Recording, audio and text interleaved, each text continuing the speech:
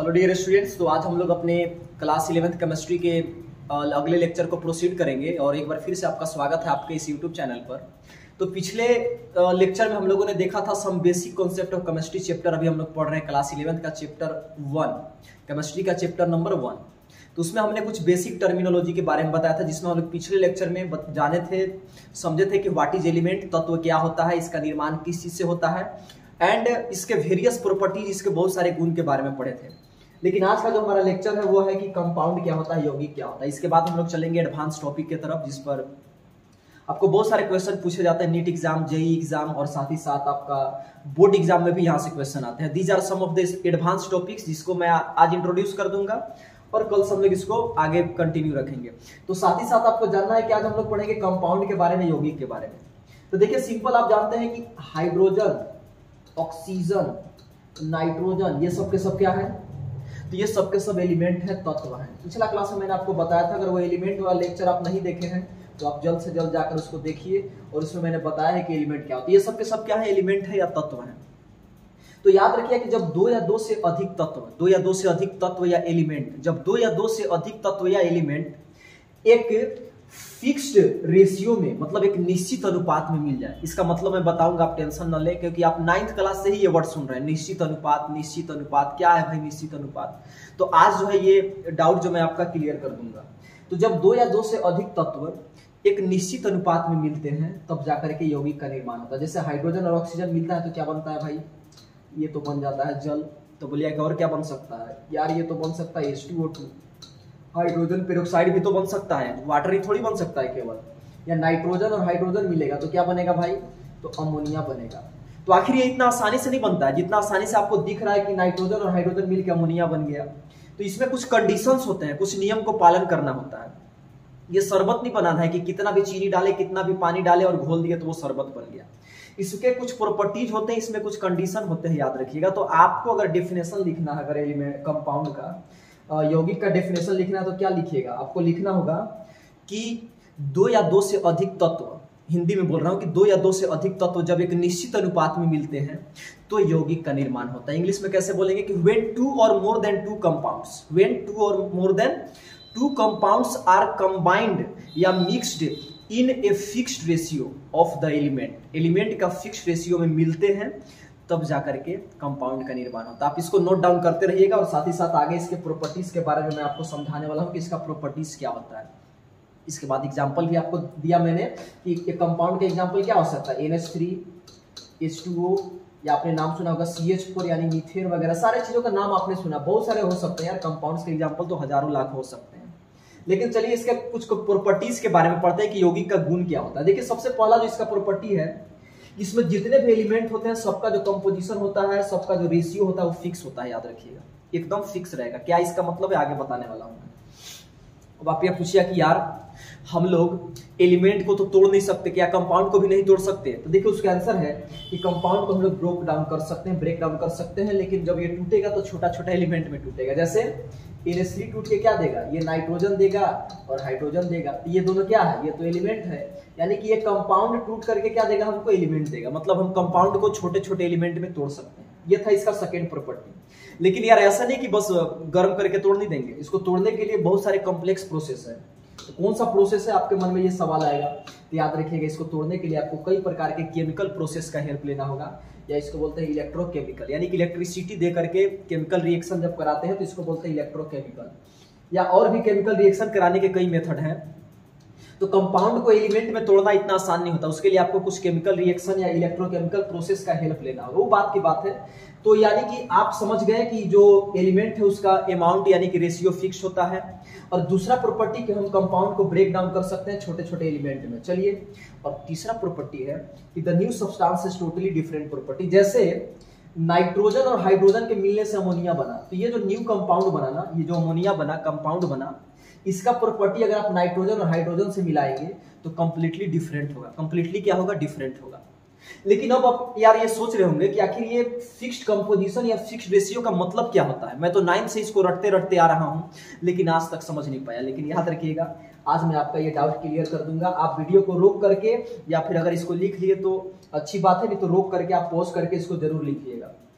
और चलिए मैं आपको बताता हूँ कि आखिर कंपाउंड में ये जो आपको वर्ड परेशान करता है निश्चित अनुपात, उसका मतलब क्या होता है। देखिएगा ध्यान से स्क्रीन पर, तो इसमें क्या कोई बहुत खास बात है, कोई बड़ा बात भी नहीं है, आप इसको समझ सकते हैं, आसानी से समझ सकते हैं।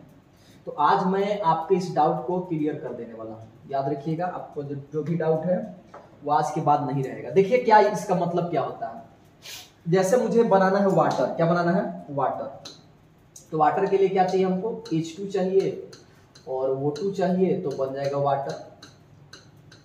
अब हमको बनाना है मान लीजिए अमोनिया, तो इसके लिए क्या चाहिए भाई, नाइट्रोजन चाहिए और हाइड्रोजन चाहिए, तो बन जाएगा क्या, अमोनिया। लेकिन सवाल है कि क्या हम लोग नाइट्रोजन और हाइड्रोजन का कितना अमाउंट लेंगे कि हमको जो है कि अमोनिया मिलेगा, कितना हाइड्रोजन और ऑक्सीजन लेकर के इसको रिएक्ट कराएंगे कि हमको वाटर मिलेगा।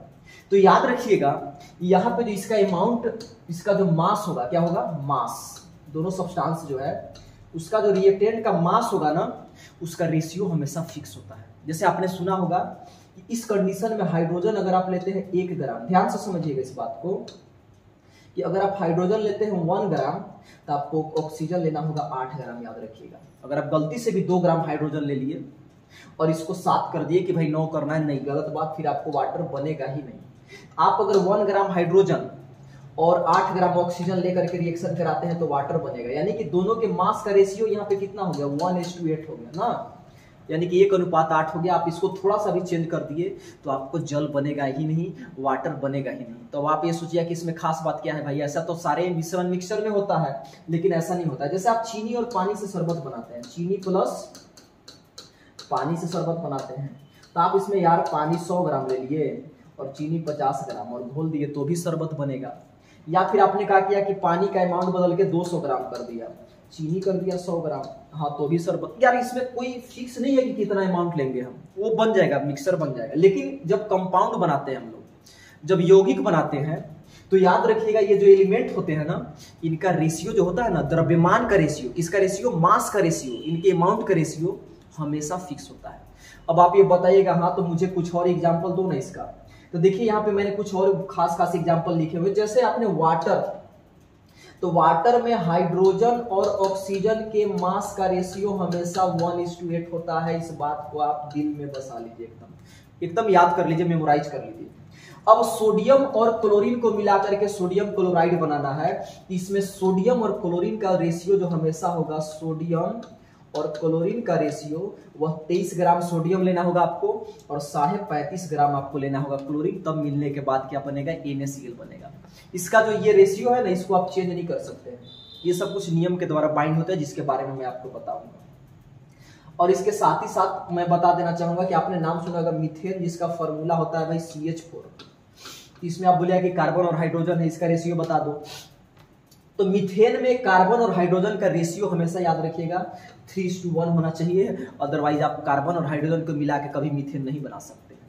उसी प्रकार अगर हम देखें भाई अमोनिया में, अमोनिया का फॉर्मूला होता है NH3, इसमें कितना नाइट्रोजन और कितना हाइड्रोजन लेना होगा। तो याद रखिएगा आपको 14 ग्राम नाइट्रोजन तो 3 ग्राम हाइड्रोजन, यानी कि 14:3, यानी कि 14:3 के रेशियो में आपको जो है ये इसका एलिमेंट लेना होगा। और याद रखिएगा कि यहाँ पे जो दिख रहा है आपको ये रेशियो, आप इसको चेंज नहीं कर सकते हैं, because these are governed by some fundamental rules of chemistry, जिसको हम लोग आगे जानेंगे। इसको बोलते हैं लॉ ऑफ केमिकल कॉम्बिनेशन। तो यानी कि यहाँ पे मैंने फिक्स रेशियो का मतलब बता दिया कि अगर आप हाइड्रोजन और ऑक्सीजन को मिला के वाटर बनाना चाहते हैं तो 1 ग्राम हाइड्रोजन ले रहे हैं तो उसमें 8 ही ग्राम ऑक्सीजन लीजिएगा, तो मिलाने के बाद जल बनेगा। अदरवाइज अमाउंट अगर इधर उधर कर दिए तो आप कभी जल बना ही नहीं सकते। ये अनुपात हमेशा फिक्स होता है, याद रखिएगा। अब ये नियम किस नियम के अनुसार ये फिक्स होता है, इसको मैं आगे बताऊंगा। लेकिन आप यौगिक के इन सारे एग्जाम्पल को और साथ ही साथ ये जो रेशियो है इसका ना, फिक्स रेशियो, इसको आप एग्जाम्पल के रूप में जरूर लिखिएगा, अपने कॉपी में नोट डाउन जरूर कीजिएगा। और इसके साथ आपका जो कंपाउंड है वो फिनिश होता है। और इसके बाद बचता है आपका चैप्टर 1 के कुछ एडवांस टॉपिक, एडवांस कॉन्सेप्ट, जिसका मैं आपको इंट्रोडक्शन आज दे देता हूं और इसके बारे में हम लोग पढ़ेंगे अगले क्लास से। यही से आपको क्वेश्चन पूछा जाएगा, आप चाहे किसी भी एग्जाम में जाए, आप जेईई मेंस के एग्जाम में जाए, नीट में जाए, या फिर बोर्ड एग्जाम देने जाए, किसी भी स्टेट बोर्ड का या CBSE बोर्ड का। तो इसका इंट्रोडक्शन देखिए, आपको यहाँ पे लिखा हुआ है किस किस एग्जाम के लिए। देखिए सबसे पहला टॉपिक जो कि आपका बचा हुआ है चैप्टर 1 में, जो काफी इंपोर्टेंट है, लॉ ऑफ केमिकल कॉम्बिनेशन। अगर कोई साइंस का स्टूडेंट है, अगर उसको ये लॉ नहीं पता है तो सीधे बोलिए कि यार तुमने ठीक से साइंस नहीं पढ़ा, because these are the most fundamental rules and laws of chemistry. याद रखिएगा, बहुत फंडामेंटल नियम है जिसमें कि सारे रिएक्शन इसी नियम के अनुसार चलते हैं। उसके बाद आपको पढ़ना atomic mass and molecular mass. और याद रखिएगा केमिस्ट्री का, फिजिकल केमिस्ट्री का जो आत्मा होता है, सोल होता है, मोल कॉन्सेप्ट। अगर किसी स्टूडेंट को मोल कॉन्सेप्ट ही नहीं आता है तो फिजिकल केमिस्ट्री मतलब वो पढ़ ही नहीं सकता है। इसको मैं बोलता हूँ सोल ऑफ फिजिकल केमिस्ट्री, तो याद रखिएगा। और इसके साथ ही साथ आपको एक बात और जानना है कि molecular and empirical formula Hindi में भी बताऊंगा जब मैं इसको पढ़ाऊंगा, तो आप टेंशन मत लीजिए। इतना ही टॉपिक बचा हुआ है जिसमें कि आपको किसी भी एग्जाम में यही से क्वेश्चन पूछे जाएंगे, याद रखिएगा। और साथ ही साथ और कौन टॉपिक बचा हुआ है, स्टोइकियोमेट्री। यार एडवांस प्रॉब्लम यहाँ से पूछते हैं, आप बोर्ड एग्जाम में जाइए या नीट या किसी भी एग्जाम में जाइए, यहाँ से आपको स्टोइकियोमेट्री से एडवांस प्रॉब्लम्स आपसे पूछे जाएंगे, यहाँ से भी पूछे जाते हैं। और एक और एडवांस क्वेश्चन कहाँ से पूछे जाएंगे, लिमिटिंग रिएजेंट नाम का एक टॉपिक है, हिंदी में इसको बोलते हैं सीमांत अभिकर्मक। तो सीमांत अभिकर्मक हो गया, इसका हिंदी होता है आणविक और मूलानुपाती सूत्र होता है। पढ़ाते समय मैं इसको बताऊंगा, आप टेंशन न ले, बशर्ते कि आप इतना समझिए कि इतना ही एडवांस टॉपिक आपका बाकी है जिसको हम लोग कल से स्टार्ट करेंगे और तब तक नहीं रुकेंगे जब तक इसको फिनिश न कर दें। यानी कि these are the topic which are left to study in completely, इसको हम लोग फिनिश करेंगे। और साथ ही साथ we will solve a lot of questions, a lots of problems which have been asked in JEE Mains, NEET examination as well as CBSE and all other state boards। तो इसके साथ केवल इसको पढ़ना ही नहीं है, इस पे हमको बहुत सारे क्वेश्चन को भी सोल्व करना है। तो सोल्व करेंगे और पढ़ेंगे, लेकिन आज आप ठीक से कंपाउंड को पढ़िए। और मिलते हैं हम लोग अगले लेक्चर में और स्टार्ट करेंगे अपना लॉ ऑफ केमिकल कॉम्बिनेशन। एक एक करके सारे टॉपिक को हम लोग फिनिश करेंगे। लेकिन तब तक के लिए all the best and take care.